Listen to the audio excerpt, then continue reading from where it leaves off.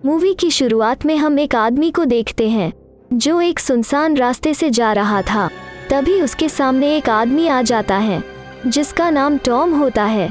गाड़ी वाला आदमी टॉम की यह हालत देखकर घबरा जाता है और टॉम के मरने के बाद हॉस्पिटल से उसकी डेड बॉडी लेने आया था जिसका नाम फ्रैंक होता है।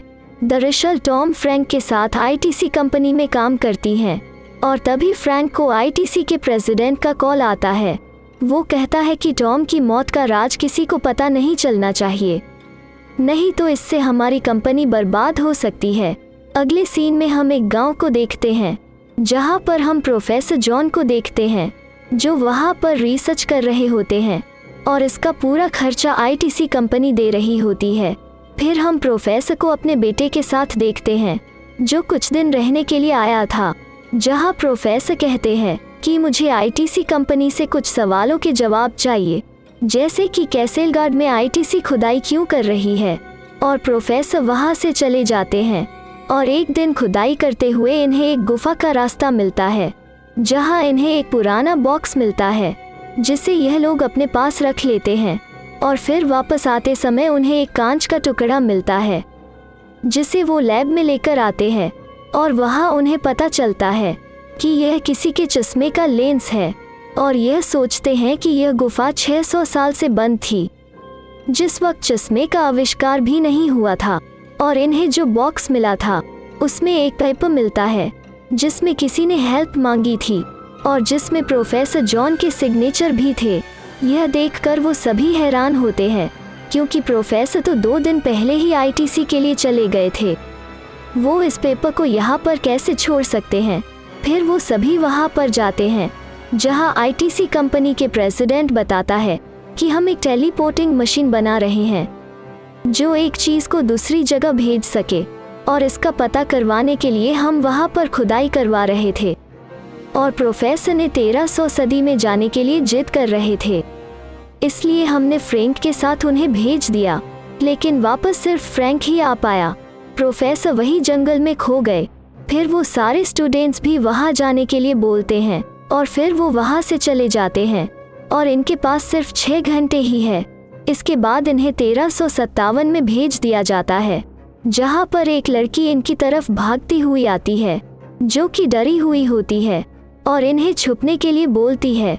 और तभी वहाँ पर कुछ अंग्रेज सिपाही आते हुए दिखाई देते हैं और वो उनमें से 2 स्टूडेंट्स को मार देते हैं और उनमें से एक स्टूडेंट तो मर जाता है, लेकिन एक स्टूडेंट उस डिवाइस को दबा देता है जिससे वो प्रेजेंट में आ जाता है और उसके हाथ में ग्रेनेड होता है और वो वहाँ पर फट जाता है जिसकी वजह से टेलीवोटिंग मशीन खराब हो जाती है।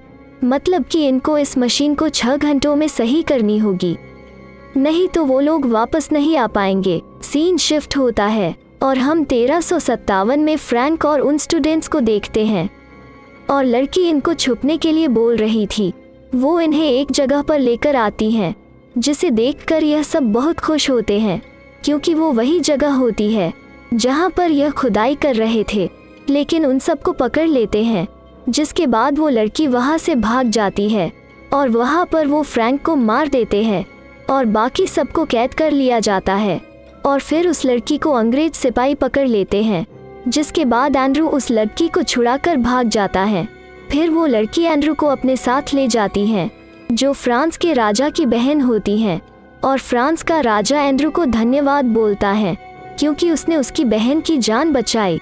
फिर एंड्रू उनकी मदद मांगता है और बोलता है कि मुझे अपने दोस्तों को भी बचाना है, इसलिए मुझे आपकी मदद चाहिए।